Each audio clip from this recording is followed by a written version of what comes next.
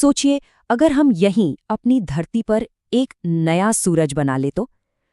सुनने में ये किसी साइंस फिक्शन फिल्म की कहानी जैसा लगता है ना?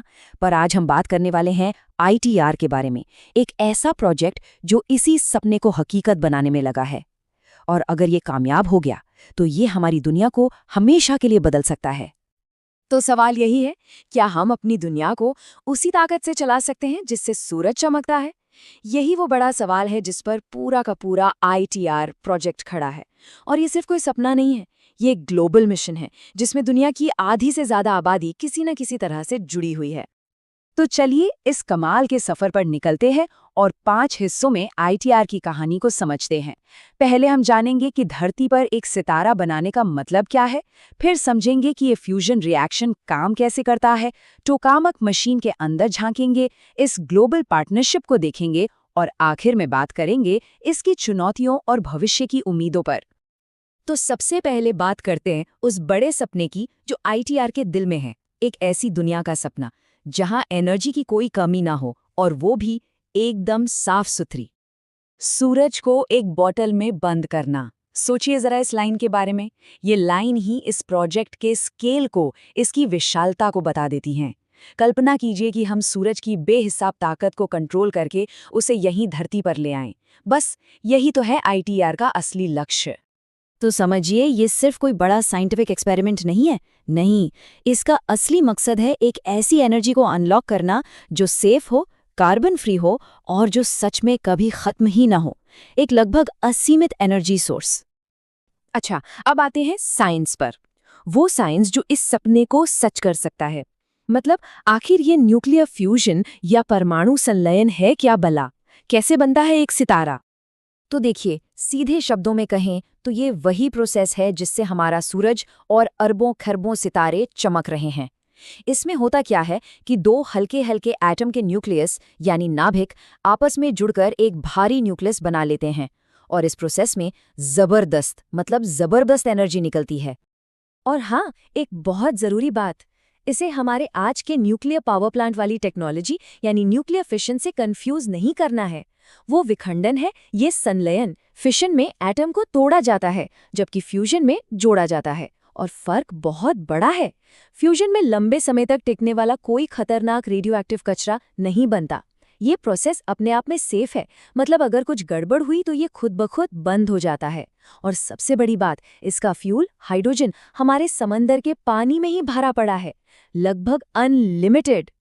तो आईटीआर में ये सब कैसे होगा? समझिए, 4 आसान स्टेप्स हैं। सबसे पहले फ्यूल लिया जाता है, ड्यूटेरियम और ट्रिटियम, जो हाइड्रोजन के ही भाई बंधु हैं। फिर इस फ्यूल को इतना गर्म किया जाता है कि वो प्लाज्मा बन जाए, जो मैटर की चौथी स्टेट है। इसके बाद जबरदस्त प्रेशर और गर्मी में इन एटम्स के न्यूक्लियस को आपस में फ्यूज यानी जोड़ दिया जाता है।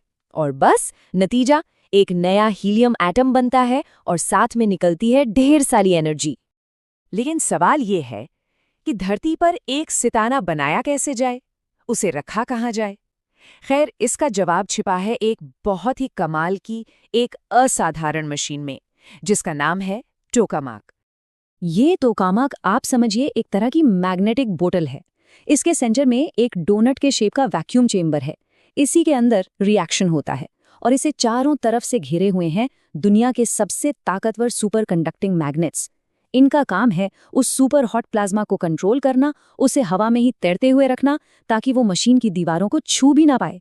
और मजे की बात यह है कि प्लाज्मा को गर्म रखने के लिए इन मैग्नेट्स को एकदम ठंडा, बहुत ही ज्यादा ठंडा रखना पड़ता है, जिसके लिए एक बहुत बड़ा कूलिंग सिस्टम है।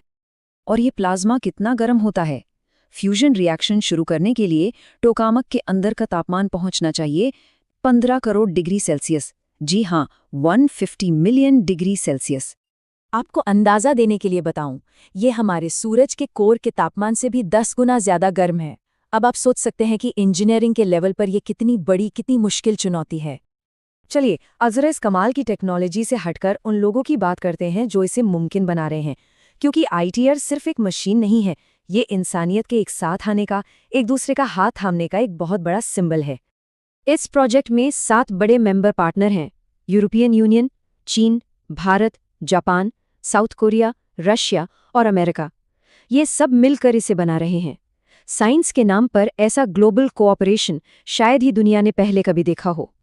मतलब कुल मिलाकर 35 देश इस मिशन में शामिल हैं। सोचिए, दुनिया की आधी से ज्यादा आबादी एक साथ मिलकर एक साफ सुथरे एनर्जी वाले भविष्य के लिए काम कर रही है।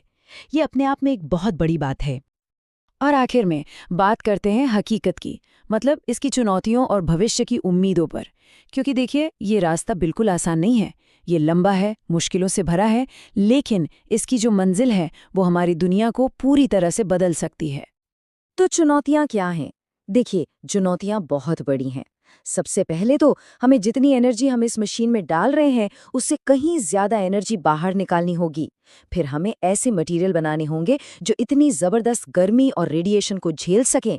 और हाँ, इसका खर्च वो भी बहुत ज्यादा है। लेकिन अगर हम इन चुनौतियों से पार पा गए तो इनाम क्या है? इनाम है कार्बन फ्री एनर्जी। एनर्जी के लिए किसी पर निर्भर न रहना, समंदर के पानी से मिलने वाला कभी न खत्म होने वाला फ्यूल, और हाँ, इंटरनेशनल कोऑपरेशन की एक ऐसी मिसाल जो आने वाली पीढ़ियां याद रखेंगी। और जैसा मैंने कहा, ये कोई 100 मीटर की रेस नहीं है, ये एक मैराथन है।